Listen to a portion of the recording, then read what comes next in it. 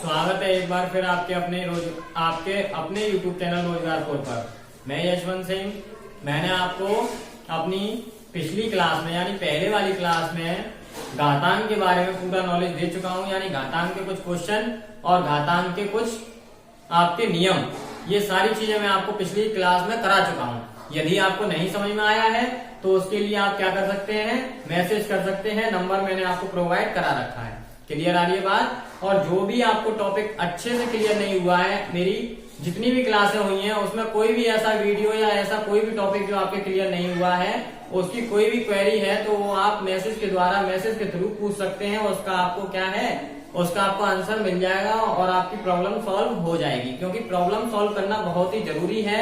यदि आप अपनी प्रॉब्लम सॉल्व नहीं करवाएंगे तो आपको दिक्कत हो सकती है एग्जाम के दौरान। एग्जाम के दौरान आपको कोई भी आपका टॉपिक यानी कोई भी कंडीशन ऐसी नहीं होनी चाहिए जिसकी वजह से आपका टॉपिक क्लियर ना हो पाए और आपकी कमियां रह जाएं। ठीक, जो भी कमियां हैं उन्हें सबको दूर करके पहले से ही चलें, जिससे कि आपके एग्जाम अच्छे से और अच्छी तरीके से हो सके। क्लियर हो रही है बात? आगे आपका है करणी। मैंने आपको करणी के बारे में मैंने कल आपको बताया था, थोड़ा बहुत बताया था।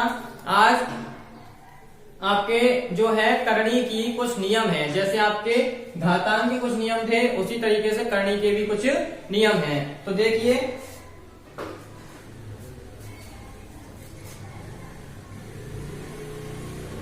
जब पूरी राशि करणीगत हो, मीन्स क्या है इस करणीगत का? करणीगत मीन्स करणी में हो, किसमें हो? करणी में हो, करणी के दौरान हो। मैंने आपको बता दिया, ये वाली बात आपको बता चुके हैं हम कि करणी क्या होती है। करणी इस तरीके से, यदि अंडररूट के अंदर कोई भी आपका नंबर है, वो यदि अंडररूट के अंदर आ जाता है तो वो आपकी क्या कहलाती है? करणी कहलाती है। और मैंने कल आपको करणी भी बताई थी कि फर्स्ट करणी यानी स्क्वायर रूट, क्यूब रूट, है ना, फोर्थ रूट, सिक्स्थ रूट, इस तरीके से मैंने आपको वो क्लियर किया था कि रूट लगा करके कौन सी करणी होती है। वो क्लियर हो रही है बात? वो सारी बात मैं आपको पहले क्लियर कर चुका हूँ। वो किस लिए क्लियर किया था? वो इसलिए क्लियर किया था क्योंकि आगे आपके एग्जाम में क्वेश्चन भी आएंगे, यानी आपके जो एग्जाम्पल के क्वेश्चन है वो मैं आपको कराऊंगा, तो वो आपको तुरंत क्लियर हो सके। कैसे हो सके? तुरंत क्लियर हो सके। समझ में आ रही बात? सभी स्टूडेंट यानी जो भी स्टूडेंट है, जो भी मेरी वीडियो को देखता है, वो कृपया करके पूरी वीडियो लास्ट तक देखे, जिससे कि कोई भी क्वेरी ना रहे या कोई भी क्लियर आपको, मतलब कोई भी कंडीशन ऐसी ना रहे जो अधूरी रह जाए। क्लियर हो रही है बात? सारी चीज आपको सीखनी है। ठीक, तो देखिए इसमें क्या है, ये बोला मैंने आपसे कि जब पूरी राशि करणीगत हो, कैसी हो? करणीगत हो। तो करणीगत का मीन्स कैसा है? x, मैंने x के बराबर कुछ मान लिया, उसमें मैंने यहां दे दिया 48 प्लस 48 प्लस 48 प्लस 48। अब आपको दिख रहा होगा मैंने लिखा है जब पूरी राशि करणीगत हो। कैसी हो? पूरी राशि करणीगत हो। तो देखिए, ये राशि हो गई, ये राशि हो गई, ये राशि हो, ये राशि हो, पूरी राशि आपकी करणीगत है। मीन्स सभी आपको किसमें दी हुई है? अंडर रूट में दी हुई है। किसमें दी है? अंडर रूट में दी हुई है। यदि ऐसी कंडीशन बन जाती है, कैसी कंडीशन बन जाती है? इस प्रकार से यदि कंडीशन बन जाती है और उसमें यदि आपका प्लस यानी ये आ रहा है जोड़, क्या आ रहा है? जोड़ का साइन आ रहा है, जिसे आप क्या कहते हैं? धनात्मक साइन कहते हैं। कैसा कहते हैं? धनात्मक साइन। यदि आपका धनात्मक साइन आ रहा है, क्या आ रहा है? धनात्मक साइन आ रहा है और करणीगत है, पूरा एग्जांपल जो है इस तरीके से यदि आपको दिया हुआ है, तो उसमें क्या होगा? दो क्रमागत। क्या होगा? दो क्रमागत। क्या होगा? इसमें दो क्रमागत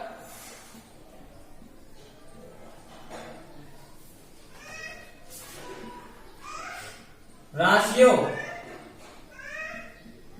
का गुणनखंड होगा। आपसे ये पूछ लिया जाए कि ये वाली आपकी करणीगत है, ये आपका एक एग्जांपल मान लीजिए, एक एग्जांपल है, इसका आपको मान निकालना है। क्या निकालना है? मान ज्ञात कीजिए। तो मान किस प्रकार से ज्ञात करेंगे वो देखते हैं। मान ज्ञात कीजिए तो किस प्रकार से? दो क्रमागत राशियों का गुणनखंड जो है वो आपका कैसे आएगा। जैसे मान लीजिए गुणनखंड क्या होता है, गुणनखंड मैंने आपको बताया पहले भी, एक बार और आपको क्लियर कर दूं कि गुणनखंड होता क्या है। तो गुणनखंड में क्या होता है, कोई भी नंबर है, जैसे आप एलसीएम एचसीएफ पढ़ते हैं, एलसीएम एचसीएफ का भी चैप्टर आपका आएगा जो मैं आपको क्लियर कराऊंगा। क्लियर है। जैसे आपका इस तरीके से दिया हुआ है कोई भी नंबर, जैसे ये है 48 है, ठीक है 48 है आपका नंबर। ये 48 कौन से पारे में, यानी कौन से पारे में ये 48 आता है, कैसे 8 6 48, यानी ये गुणा में टूट गया। कैसे टूट गया, गुणा में ये टूट गया। और इसे कैसे, एक एलसीएम एचसीएफ कैसा होता है, जैसे 12 दे दिया, 2 6 12, 2 दिया 6, इस तरीके से टूटता जाता है। तो इस प्रकार के से तोड़ने का जो नियम होता है, यानी टेबल से इसे तोड़ते हैं, वो भी आपको गुणनखंड कहलाता है। क्या कहलाता है, गुणनखंड कहलाता है। अब इसमें ये गुणा में टूट गया तो ये क्या हो गया, गुणनखंड हो गया। इसका क्या हो गया, गुणनखंड हो गया, यानी 8 6 48, 6 8 48 या 8 6 48, ये आपका ये गुणनखंड हो गया। ठीक, तो इसमें मैंने क्या बताया आपको, दो क्रमागत राशियों का गुणनखंड, दो क्रमागत राशियों का गुणनखंड जिसमें बड़ी संख्या यानी बड़ी डिजिट, बड़ी संख्या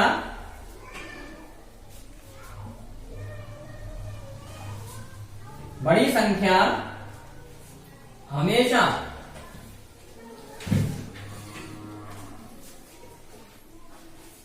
धनात्मक होगी,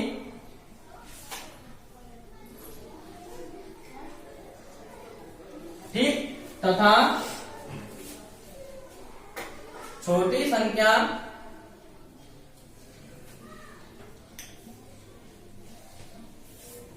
जो है वो आपकी ऋणात्मक होगी। कैसी होगी, ऋणात्मक होगी। ये आपका एक नियम है। क्या है ये नियम, जैसे मैंने आपको उसमें नियम बताए थे उसी प्रकार से इसमें भी नियम है। यदि ऐसा कोई सवाल आ जाए आपके लिए जिसमें आपका √48 प्लस √48 आपका दिया हुआ है, यानी करनी का पूरा दिया हुआ है, पूरे में करनी है, ऊपर से यहाँ प्लस लगा हुआ है, क्या लगा हुआ है, प्लस लगा हुआ है, ये ध्यान रखना में प्लस लगा हुआ है, सभी सेम है और सबके ऊपर क्या है, √ लगा हुआ है। क्या लगा हुआ है, √ लगा हुआ है।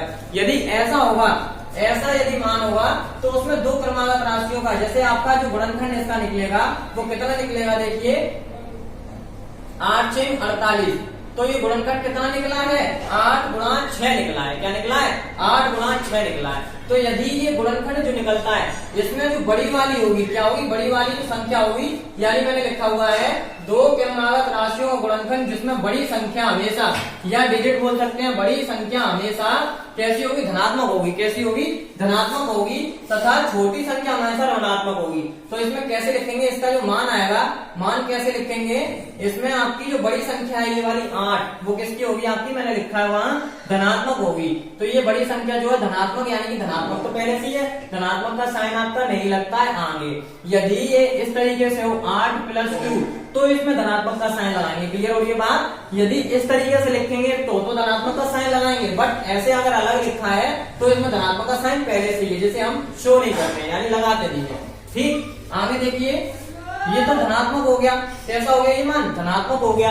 ठीक, अब इसमें बात करें कि ये छोटा वाला जो है, ये बड़ा है, ये छोटा है, दिखाई दे रहा है, ये बड़ा है, ये छोटा है, समझ में आ रही बात, ये बड़ा है और ये छोटा है। तो जो छोटा वाला है कैसा है, छोटा वाला वो हमेशा कैसा होगा, वो होगा आपका ऋणात्मक।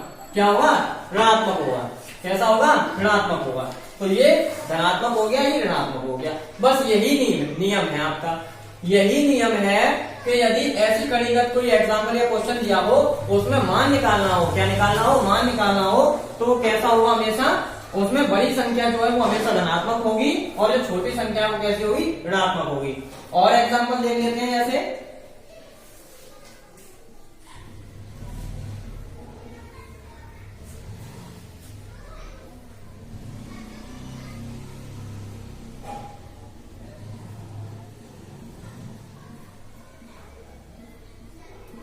देखिए ये वाला जो एग्जाम्पल है ऐसा ही है, ये भी पूरा कणीगत है। कैसा है, कणीगत है।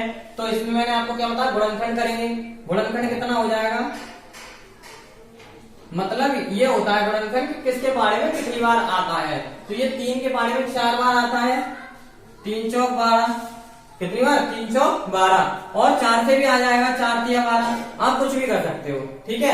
और 12 एकम 12 है, तो इस तरीके से कई सारे आपके निकलेंगे। आप सिंपल एक लेकर के चलेंगे, कोई भी आपने ले लिया 3 चौक 12, क्या ले लिया 3 चौक 12, ठीक। इसमें जो बड़ा है क्या है, बड़ा 4 बड़ा है और 3 कैसा है, छोटा है। तो 4 जो बड़ा है वो कैसे लिखा जाएगा, प्लस में लिखा जाएगा, और 3 कैसे लिखा जाएगा, माइनस में लिखा जाएगा।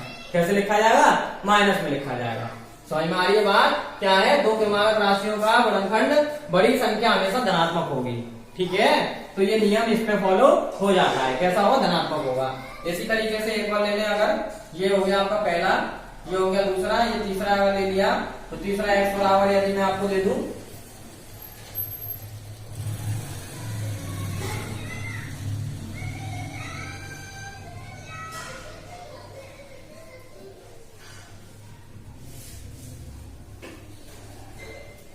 ये क्या है, 20 है आपका, क्या है 20 है।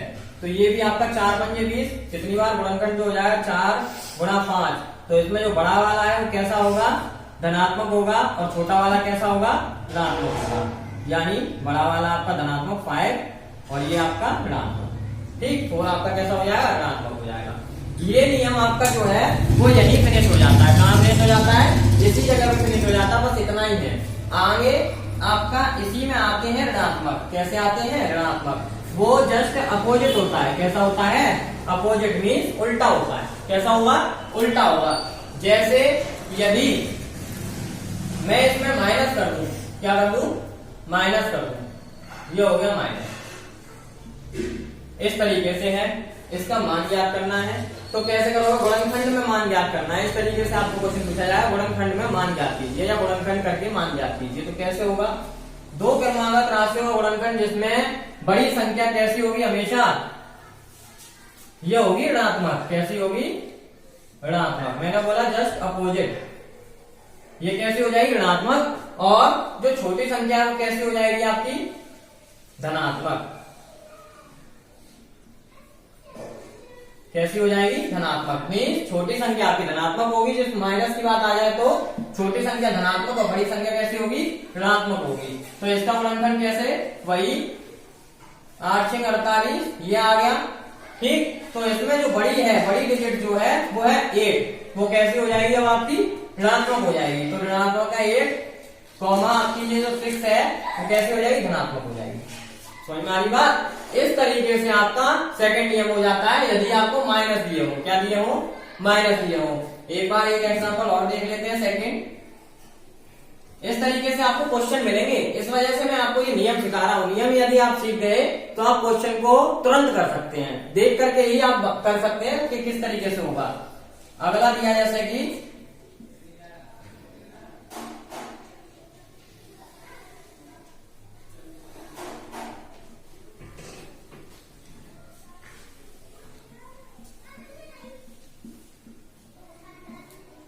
इस तरीके से दिया हुआ है, ठीक। और एक बात और, इसमें ये जो जा रहे हैं ये आपके अनंत तक जाएंगे। कहां तक जाएंगे, अनंत तक जाएंगे। क्लियर हो रही बात, ये आपके जाएंगे अनंत तक, ठीक। मैंने आपको बताया पहले, तो वो भी सारे आपके अनंत तक जाएंगे। ये थोड़ा सा ठीक रह गया था, तो ये क्या होगा, ये आपके अनंत तक जाएंगे। यदि अनंत तक दिए हो तो उसमें क्या होगा, दो क्रमागत राशियों का गुणनखंड जिसमें बड़ी संख्या कैसी होगी, हमेशा ऋणात्मक होगी। कैसी होगी, ऋणात्मक होगी। देखिए इसका क्या निकलेगा, इसका निकलेगा 3 8 24, यानी 3 × 8 या 8 × 3।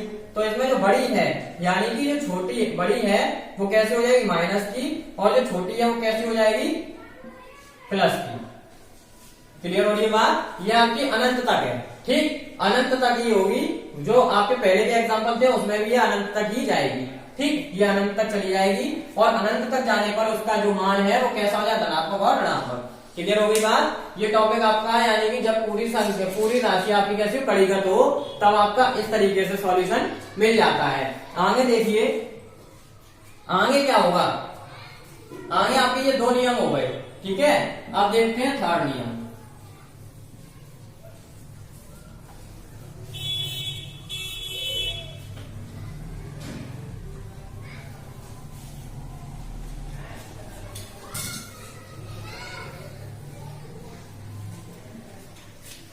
करणीगत तो होगा ही होगा, तभी हमें पता चलेगा।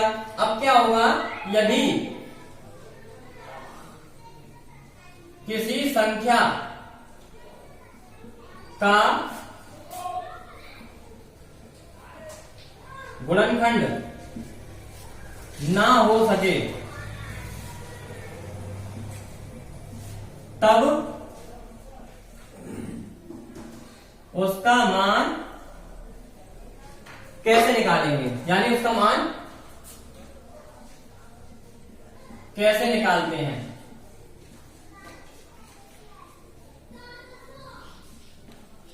ठीक है, और वो भी अनंत तक ही होगा, बट वहां क्या कंडीशन बन जाएगी अब कि आपका जो गुणनखंड है वो नहीं होगा। जैसे उसमें हो रहा था 3 चौक 12 है ना, 5 चौक 20 इस तरीके से निकल रहा था। अब ऐसा नहीं है। अब ऐसा एग्जांपल देखिए, जैसे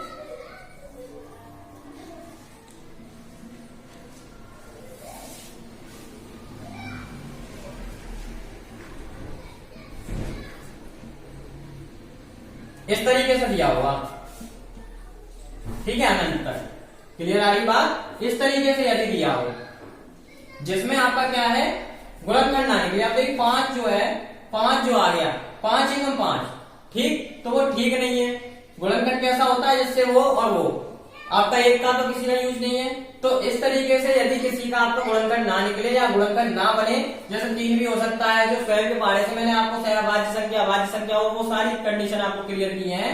तो उसी तरीके से ये वाला नंबर यदि आ जाए और इसमें इसका मान निकालना हो, क्या निकालना है, मान निकालना है। मान निकालिए, मान ज्ञात करो। तो कैसे करेंगे देखते हैं। तो हम क्या करते हैं, माना इस पूरे नंबर को क्या मान लेते हैं, x मान लेते हैं। क्या मान लेते हैं, x मान लेते हैं। यानी ये x के बराबर हो गया 5 प्लस 5 प्लस 5, आपका 3 नंबर तक ही लेते हैं, डॉट डॉट डॉट आपका इनफाइनाइट। ठीक है, अब क्या करेंगे, अब इसमें करेंगे दोनों तरफ वर्ग करने पर, क्या करने पर, वर्ग करने पर।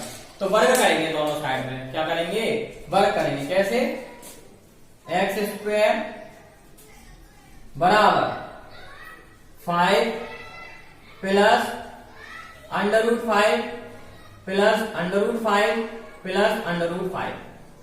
ठीक, इन पे तो अंडर आएगा, इसका एक अंडर हट जाएगा। क्लियर हो रही है बात, ये शुरू वाला और ये स्क्वायरिंग हो जाएगा। और आपका ये कहां तक जा रहा है, इनफाइनाइट तक जा रहा है। कहां तक जा रहा है, इनफाइनाइट पर। अब देखिए क्या होगा, x square is equal to 5 plus ये वाला जो है पूरा का पूरा मैंने क्या माना है, x माना है। यानी यदि इसे मैं समीकरण 1 मान लूं तो समीकरण 1 से, किससे, समीकरण 1 से कैसे हो जाएगा ये आपका हो जाएगा x। क्या हो जाएगा ये x। समझ में आ रही बात।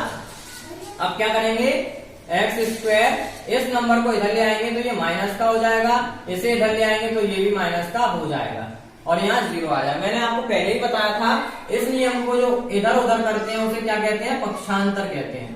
क्या कहते हैं, पक्षांतर कहते हैं। पहले ही पक्षांतर किया था, समझ में आ गई बात। इस तरीके से ये हो जाएगा। अब देखिए इसमें क्या कंडीशन बनती है,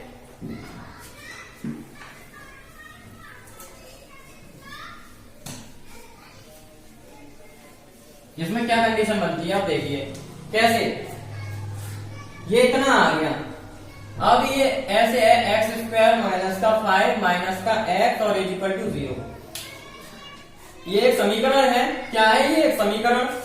यदि समीकरण का गुणनखंड हो जाता है, क्या हो जाता है, गुणनखंड हो जाता है, जिसे हम इंग्लिश में फैक्टर कहते हैं। यदि वो फैक्टर हो निकल जाता है तो वो सिंपली कर लेते हैं। फैक्टर भी आपको पता हो फैक्टर कैसा होता है, नहीं पता तो मैं बता देता हूं। देखो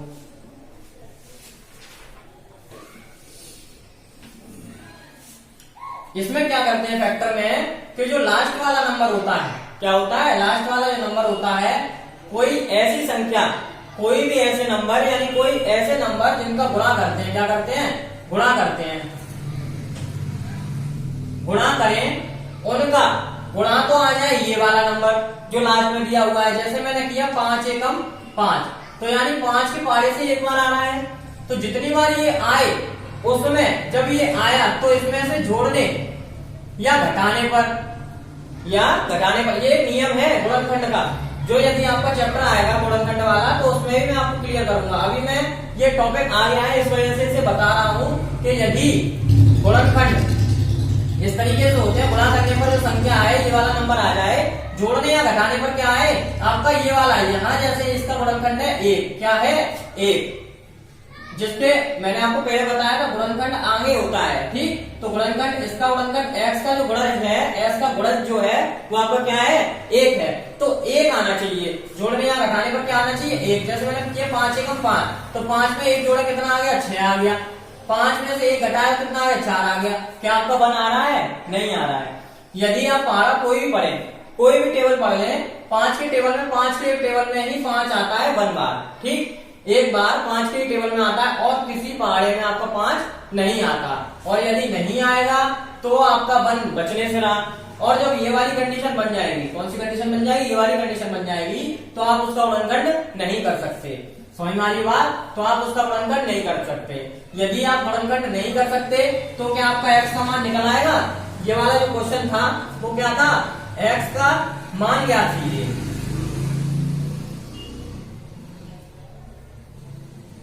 तो क्या आपका x का मान निकल सकता है, नहीं निकल सकता, बट निकल सकता है।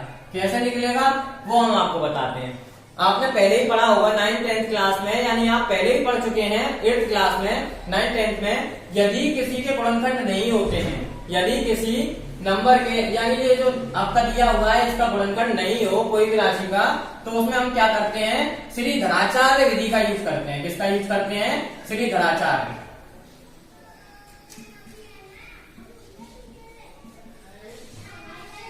इनका एक अलग ही नियम है श्रीधराचार्य का, यानी इसका एक फॉर्मूला है, वो यदि हम यूज करेंगे तो ये क्वेश्चन सॉल्व हो सकता है। वो क्या होता है देखिए, वो होता है आपका x बराबर b प्लस माइनस का अंडर रूट में b स्क्वायर माइनस का 4ac डिवाइड बाई आपका 2a। क्या होता है, x बराबर b प्लस माइनस का अंडर रूट में b स्क्वायर माइनस का 4ac डिवाइड बाई 2a। ये आपका क्या होता है, एक सूत्र होता है। क्या होता है, एक सूत्र होता है। यानी यदि ये वाला सूत्र आपको याद है तो जिसका गुणनखंड नहीं हो रहा है उसे भी आप सॉल्व कर सकते हैं, यानी इसका भी सॉल्यूशन निकाल सकते हैं। आप देखिए कैसे निकालेंगे, इसका यूज कैसे होगा। यानी हमें x का मान निकालना है, वो किस प्रकार से निकलेगा वो देखते हैं। देखिए कैसे निकलेगा। अब एक और समीकरण होता है, वो क्या होता है, ax square plus bx plus c is equal to 0। ये आपका एक समीकरण होता है। इस समीकरण के द्वारा, इस समीकरण के बराबर इसे रखते हैं, ये एक्स स्क्वायर, ठीक। अब इनका मान निकल आता है, यानी यहाँ देखो x का गुणज क्या है, a है, यहाँ x का गुणज क्या है, b है, यहाँ c का गुणज नहीं है, ठीक। ये तो c खुद ही है, क्या है ये, c खुद ही है। तो देखो x का गुणज, यहाँ x का गुणज क्या है, 1 मान लेते हैं, जहां नहीं होता है, तो x का गुणज क्या आ गया, x ये रहा, x स्क्वायर का गुणज क्या है, 1 है, माइनस यहाँ प्लस है, ये माइनस है, इसे छोड़िए, x का गुणज यहाँ क्या है, b के स्थान पे 1 है, यहाँ c के स्थान पे क्या है, 5 है। बस हो गया काम। बस यही करना है आपको कि x का गुणज आपका क्या है और b का गुणज, a का गुणज। अब देखिए ये किस लिए कर रहे हैं, क्योंकि आपकी धराचार्य विधि में b स्क्वायर माइनस का 4ac और 2a दिया हुआ है, तो भाई हमें b का मान चाहिए पहले, तो किसका मान चाहिए, b का मान, और हमें किसका चाहिए, आपका a का मान चाहिए। किसका मान चाहिए, a का मान चाहिए, फिर हमें c का भी मान चाहिए। क्लियर हो ये बात, हमें चाहिए सबके मान। सबके मान यदि निकल आएंगे तो हम इसमें पुट करेंगे, पुट करके तभी तो आपका x का मान निकलेगा। समझ में आ रही बात, तभी तो आपका x का मान निकलेगा। तो ये हमें सबसे पहले पता होनी चाहिए। अब ये कैसे पता करेंगे, वो यहाँ से पता करेंगे, वो भी किससे, इस समीकरण से। यानी आपको ये सूत्र यदि याद है और समीकरण याद नहीं है तो भी क्वेश्चन नहीं हो पाएगा, और यदि समीकरण याद है और सूत्र याद नहीं है तो भी क्वेश्चन नहीं हो पाएगा। मतलब इन दोनों में से कोई एक चीज याद नहीं है तो आप क्वेश्चन नहीं कर सकते। आपको ये दोनों ही याद होने चाहिए। तो इससे आपका a का मान देखिए क्या निकलेगा, 1, क्योंकि a के स्थान पे क्या है, 1, b के स्थान पे क्या है, माइनस का 1, क्या है माइनस का 1 और सी के स्थान पे क्या है माइनस का 5। तो हमारी बात, अब माइनस का किस लिए लिया क्योंकि यहाँ तो प्लस है, इसका तो कोई इशू नहीं है, बट यहाँ माइनस का आ रहा है तो हमें माइनस का ही लेना पड़ेगा। क्लियर हो गई बात। तो इसका गुणज आपका प्लस का 1 था, इसका माइनस का 1 और इसका 5। अब देखिए ये मान हमें मिल गए। अब जब ये मान मिल गए तो आपका धनाचार्य का सूत्र लिखा हुआ है, इसमें मान पुट कर देंगे। कैसे? x बराबर b का मान देखिए, b का मान माइनस का 1 है, प्लस माइनस अंडर रूट में b स्क्वायर का मान माइनस का 1 है, माइनस के 1 का स्क्वायर, ठीक, माइनस 4 आपका आ गया, मल्टीप्लाई a का मान 1 है, ठीक, मल्टीप्लाई आपका c का मान माइनस का 5 है। ये मैंने पुट कर दिया। डिवाइड बाई आपका क्या है 2a का मान कितना है 1 है। क्लियर हो रही है बात। सारे मान पुट कर दिए। अब इस कैलकुलेशन को हम कर लेंगे और आपका x का मान निकल आएगा। क्या निकल आएगा? x का मान निकल आएगा। कैसे देखते हैं। x बराबर माइनस का 1 प्लस माइनस, ये मैंने आपको बताया था यदि माइनस के 1 का स्क्वायर है तो आता तो 1 ही है, बट एक बात ध्यान करने वाली है, यदि आपका माइनस मतलब आपकी जो पावर है वो कैसी हो, इवन हो। कैसी हो? इवन हो। चक्कर ये है कि यदि मैं इन चीजों को बता करके नहीं चलूंगा तो आप इन टॉपिकों को क्लियर नहीं कर पाओगे। मीन्स जो भी छोटी छोटी बातें हैं वो मैं आपको बिल्कुल क्लियर करके चलूंगा। यानी मैंने आपसे पहले ही बोला था शुरुआत करने से पहले ही कि मैं आपको बेस लेकर के चलूंगा। तो ये बेस है एक तरीके से। यदि आपको आता है तो भी ठीक है, नहीं आता तो सीख ही जाओ। ठीक, तो यदि आपकी पावर जो है वो आपकी इवन है, कैसी है? इवन नंबर में आपकी पावर है तो वो क्या हो जाएगा, माइनस में जो भी संख्या हुई है यहाँ 2 होता, ठीक है, स्क्वायर लगा होता तो 2 गुणा 2 करके 2 दूनी क्या आता, 4 आता। ये माइनस, यहाँ माइनस माइनस माइनस क्या हो जाता, प्लस हो जाता। तो यहाँ किसका साइन आएगा? प्लस का साइन आएगा। और यदि ये कैसी है, ये एक तो कंडीशन ऐसी होगी कि चेक कर लिया तब हमें पता चल गया माइनस माइनस प्लस आ गया। और एक ये होता है कि यदि आपकी डायरेक्टली बता सकते हैं, यदि आपकी ये इवन है, कैसी है? इवन है, तो हमेशा माइनस की संख्या का जो आंसर आएगा, यानी माइनस के डिजिट का जो गुणा करके आंसर आएगा वो कैसा आएगा? प्लस का आएगा। कैसा आएगा? प्लस का, यानी हमेशा धनात्मक आएगा। कैसा आएगा? धनात्मक आएगा। और यदि पावर आपकी कैसी है? ऋणात्मक है। कैसी है वो? सॉरी, आपकी पावर जो है वो कैसी है? हमेशा ये हो गई इवन, ये है और, कैसी है? और, यानी कि ये कौन सी होती है? सम और विषम संख्या, जो मैं बता चुका हूं वही। ये पावर कैसी है? और हो। तो जो भी आंसर आएगा आपका हमेशा, अगर माइनस की डिजिट है और उस पर यदि पावर और यानी 3 लगी हुई है तो आपका आंसर हमेशा माइनस में आएगा। कैसे आएगा? माइनस में। कैसे आएगा? 2 दूनी 4 दूनी 8, तो माइनस का 8 आएगा। अब ये कैसे माइनस का आएगा? देखिए, माइनस का 2 मल्टीप्लाई माइनस का 2 मल्टीप्लाई 2 माइनस का 2 दूनी 4 दूनी 8 तो हो गया। अब देखिए माइनस माइनस प्लस, बता चुका हूं मैं आपको, माइनस माइनस प्लस, और प्लस माइनस क्या होता है? माइनस होता है, इसलिए ये माइनस का 8 आएगा। ठीक, रीजन और रीजन के साथ में आपका आंसर। तो आप ये बात समझ गए होंगे, यदि आपकी धनात्मक पावर होगी तो आंसर हमेशा धनात्मक आएगा। मीन्स आपका इवन होगी तो धनात्मक आंसर आएगा, और यदि आपकी ऑड यानी कि आपकी ऑड होगी तो उसका आंसर कैसा आएगा? ऋणात्मक आएगा। क्लियर होगी बात। अब चलते हैं क्वेश्चन पे। क्वेश्चन देखिए, माइनस की पावर लगी हुई है तो कैसी आएगी? पावर कैसी है? आपकी इवन है, तो हमेशा कैसा आएगा? धनात्मक आएगा, यानी प्लस का ही बनाएगा। माइनस, ये है आपका 4 एकम 4, और ये देखिए ये माइनस है, ये माइनस है, इस माइनस की वजह से ये माइनस क्या हो जाएगा? प्लस हो जाएगा। तो 5 एकम 5 6 20, ठीक, डिवाइड बाई 2 एकम 2। अब x is equal to minus का 1 प्लस, अब ये क्या हो जाएगा? x बराबर माइनस का 1 प्लस माइनस का अंडर रूट में 21 आ गया और 2 आ गया। ठीक, अब इसमें क्या करना है? अब इसमें देखिए x बराबर, अब ये आपका क्या आ गया? एक तरीके से मान ही आ गया x का। क्या आ गया? x का मान आ गया। ठीक है, ये आपका क्या आ गया? x का मान आ गया। अब इसमें एक काम और हो सकता है, वो क्या करेंगे वो और बता देते हैं। कैसे? x बराबर माइनस का 1, इसे पहले प्लस में लिया जाएगा। कैसे लिया जाएगा? प्लस में। ये तो एक मान कैसा निकलेगा? जो भी निकलेगा आपका वो मान प्लस वाला हो जाएगा, और एक मान आपका लिया जाएगा इस तरीके से माइनस का 1 और माइनस में लिया जाएगा। वो क्यों ले रहे हैं? क्योंकि यहाँ लिखा हुआ है प्लस और माइनस, तो इसके दो मान निकलेंगे। वो कैसे निकलेंगे? एक प्लस में निकलेगा और एक माइनस में। और इससे जस्ट पहले जो मैंने बताया था, क्या बताया था? इससे जस्ट पहले जिसमें बताया था उसमें आप डायरेक्ट बता रहे थे, प्लस और माइनस वाले में क्या बता रहे थे? जिसके गुणनखंड हो जा रहे थे तो उसके भी दो ही मान निकल लेते। कैसे निकल लेते? दो मान निकल लेते। और वो दो मान कैसे थे? एक धनात्मक था और एक ऋणात्मक था। जस्ट उसी के दौरान उसी की तरीके से इसके भी दो मान निकलेंगे और एक ऋणात्मक निकलेगा, एक धनात्मक निकलेगा। क्लियर हो गई बात? अब इसमें √21 आ गया। ये पता है किस लिए सॉल्व नहीं कर रहे हैं? ये इसलिए सॉल्व नहीं कर रहे हैं क्योंकि मैंने अभी आपको क्यूब रूट और स्क्वायर रूट यानी निकालना नहीं सिखाया। उसका नियम मैंने अभी तक आपको नहीं बताया, तो इस वजह से ये मैं आपके लिए छोड़ रहा हूं और इसमें मैं आपको उस चैप्टर में बताऊंगा, क्लियर करूंगा। तो उस चैप्टर के लिए भी आप तैयार रहिए और उस चैप्टर को भी ध्यान से देखना, तभी ये क्लियर हो पाएगा। इससे आगे आप तभी निकाल पाएंगे, और यदि जानते हैं तो आप निकाल ही सकते हैं। समझ में आ रही बात? तो इसे मैं छोड़ रहा हूँ, यानी इसी जगह पे अधूरा पहला क्वेश्चन ऐसा है जो अधूरा छोड़ रहा हूँ। इसलिए आने वाले चैप्टर का इंतजार कीजिए, वेट कीजिए, और यदि वो आ गया उसमें ये भी आपको क्लियर हो जाएगा कि क्यूब रूट कैसे निकालते हैं और स्क्वायर रूट कैसे निकालते हैं। क्लियर हो गई बात? तो ये आपके कुछ टॉपिक थे जो क्लियर हो गए। अब अगली वीडियो में मैं आपको अगले टॉपिक बताऊंगा, ठीक है? अगले आपके नियम बताऊंगा, ठीक? अब कल मिलते हैं आपसे, धन्यवाद।